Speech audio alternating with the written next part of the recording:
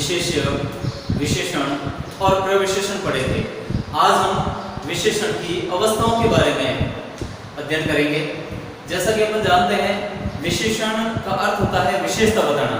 जब वो विशेषता बताई जाती है, किसी एक व्यक्ति की विशेषता बताएं, तो वहां पर क्या होता है, जहां पर एक से अधिक व्यक्तियों की तुलना करते हुए विशेषता बताई जाती है, वो क्या होता है, या फिर सब व्यक्तियों में से किसी एक को सर्वश्रेष्ठ या सबसे न्यून घोषित करना या न्यून बताना, ये उस विशेषता को क्या कहते हैं, इसके बारे में अपन अध्ययन करेंगे। विशेषण की अवस्थाएं देखी जाए तो तीन प्रकार की होती है। अब अवस्था का मतलब होता है विशेषण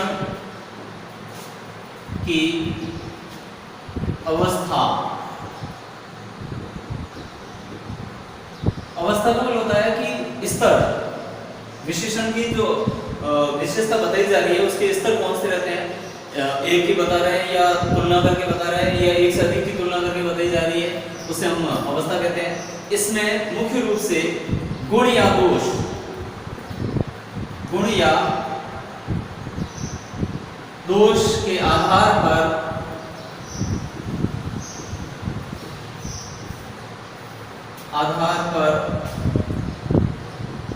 तुलना करना कि कितना श्रेष्ठ है या निकृष्ट है। इस प्रकार से उसमें कितने गुण हैं, कितने दोष है, दोषों के आधार पर या तो उसको अलग करना या गुण के आधार पर अलग करना, उसकी तुलना करना कहलाता है। और विशेषण की अवस्थाओं में आपस में तुलना की जाती है या फिर एक व्यक्ति की तुलना की जाती है। इसके भी तीन स्तर है। पहला है मूल अवस्था। मूल अवस्था, मूल अवस्था में विशेषण की किसी एक व्यक्ति की विशेषता या उसकी जो कमियां होती है या खूबियां होती है उनको बताया जाता है। किसी भी एक व्यक्ति या वस्तु, किसी एक व्यक्ति या वस्तु की कमी या खूबी, कमी या खूबी या अपन कह सकते हैं गुण या दोष, कमी या खूबी बताई जाती है, बताई जाती है। जैसे उदाहरण के तौर पर मैं लूं, इसमें मैं कह सकता हूं कि मोर सुंदर पक्षी है। तो इस प्रकार से इसमें देखा जाए तो मोर की विशेषता बताई है, मोर की विशेषता बताई है कि वो कैसा है, सुंदर है। तो एक ही व्यक्ति या एक ही वस्तु की खूबी या फिर कमी बताई जाती है, या तो उसके गुण बताए जाएंगे या फिर दोष बताए जाएंगे किसी एक के। तो यहाँ पर एक ही बताए, मोर सुंदर पक्षी है, यह लड़का होशियार है, वह अधिक खाता है। तो इस प्रकार से तो ये जो विशेषता बताई जा रही है ये एक व्यक्ति की या एक वस्तु की बताई जाती है। दूसरा होता है उत्तर अवस्था। उत्तर अवस्था में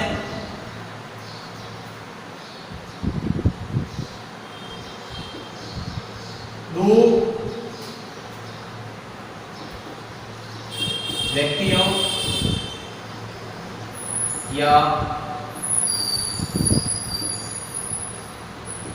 वस्तुओं की तुलना की जाती है।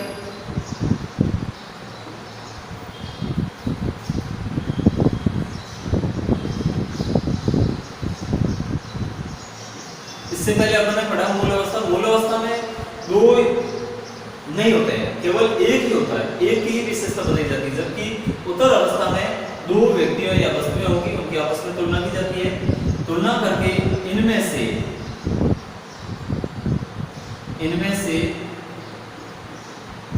किसी एक की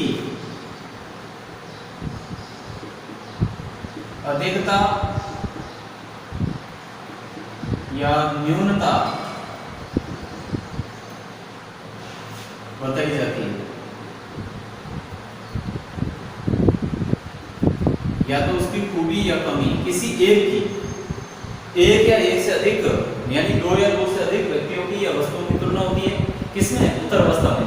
उत्तर अवस्था में एक से अधिक यानी दो या दो से अधिक की तुलना होती है। अब दो व्यक्तियों की तुलना, दो वस्तुओं की तुलना होती है, उनमें से किसी एक को या तो श्रेष्ठ साबित किया जाएगा या फिर उसकी न्यूनता साबित की जाती है, बताई जाती है। तीसरी जो अपनी अवस्था रहती है, सॉरी इससे पहले इसका एग्जांपल लेते हैं। जैसे राम श्याम से सुंदरतर है, या फिर इस वाक्य को अपन श्याम से हटाकर राम सुंदरतर है इस प्रकार से लेते हैं। तो ऐसे लेने का कारण राम और श्याम की तुलना हुई। अब इस वाक्य में देखा जाए तो राम और श्याम की तुलना हुई और दो व्यक्तियों की तुलना में एक व्यक्ति को श्रेष्ठ साबित किया जा रहा है। राम को श्रेष्ठ साबित किया जा रहा है कि वह सुंदरता के लिहाज से देखें, सुंदरता की दृष्टि से देखें तो वह श्याम से सुंदर है। इसी प्रकार से यदि इसमें से ये हटा दिया जाए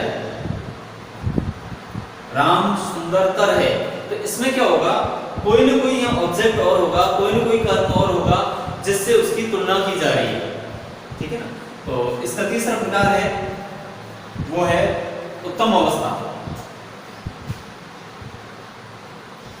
तीसरा प्रकार रहता है उत्तम अवस्था।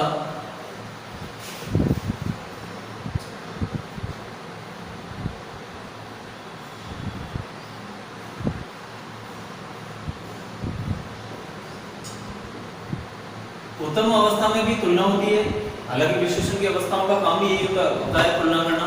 तो उत्तम अवस्था में भी तुलना होती है। यहाँ पर दो से अधिक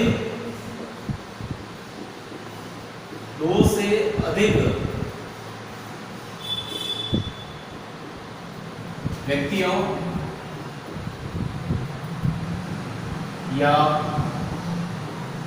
वस्तुओं की तुलना की जाती है।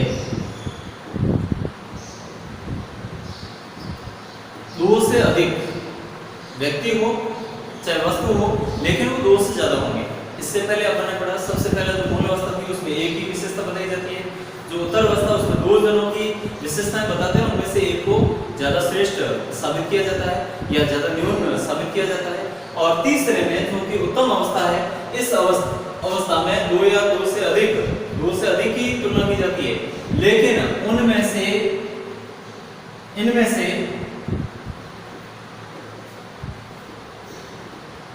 किसी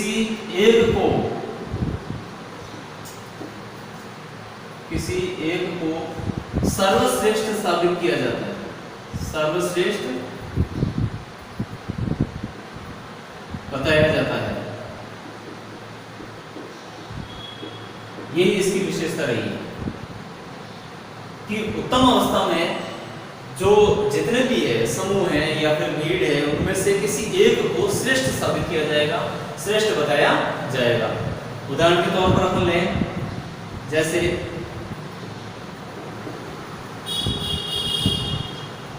राम सबसे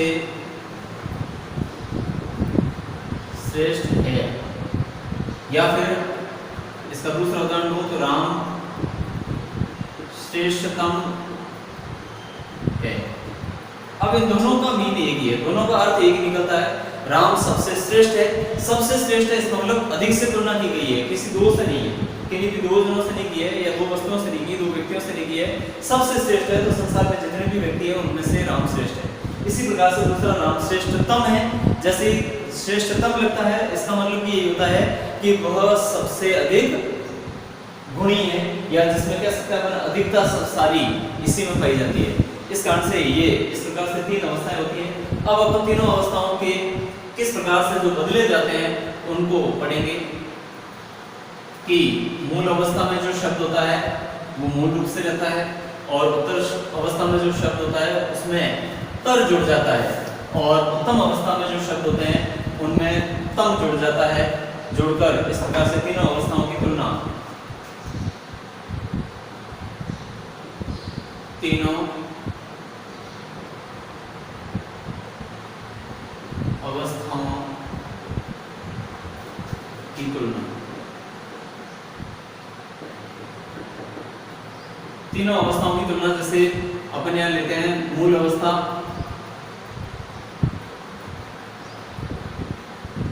उत्तर अवस्था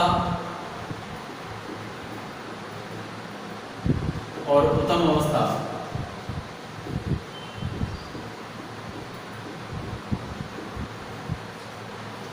अब कोई भी विशेषण शब्द लेना है, जैसे अपन लेते हैं लघु।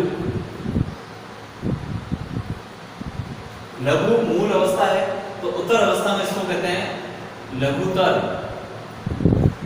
लघुतर यानी जो मूल अवस्था का शब्द है उसमें पीछे तर जोड़ते हैं, और उत्तम अवस्था में तम जोड़ते हैं, ये हो जाएगा लघुतम। ऐसे दूसरा लें सरल। शब्द अपने ले लिया सरल, तो ये हो जाएगा सरलतर, और ये हो जाएगा सरलतम। सरलतम। ऐसे यदि अपन ले लें विशाल। विशाल, ये हो जाएगा विशालतर, और ये हो जाएगा विशालतम। ऐसे ही निम्न। निम्न का हो जाएगा निम्नतर और निम्नतम। तो इस प्रकार से यहाँ तम जुड़ रहा है, उत्तम अवस्था में तम जुड़ता है, उत्तर अवस्था में तर जुड़ता है, और मूल अवस्था में जो मूल विशेषण होते हैं वही रहते हैं। अब ऐसे ही अपन आगे देखें तो कोमल, ऐसे बहुत सारे कई उदाहरण होते हैं जिनमें अपन विशेषण में रख सकते हैं, जैसे उच्च है, कठोर है, तो इससे जैसे कोमल से कोमलतर, कोमलतम। ऐसे ही उच्च से बनेगा उच्चतर, उच्चतम, और कठोर से कठोरतर और कठोरतम। इसी प्रकार से महत्व होता है तो महत्तर और महत्तम। इस प्रकार से अपन विशेषण की अवस्थाओं की तुलना जो आज पढ़ा। धन्यवाद।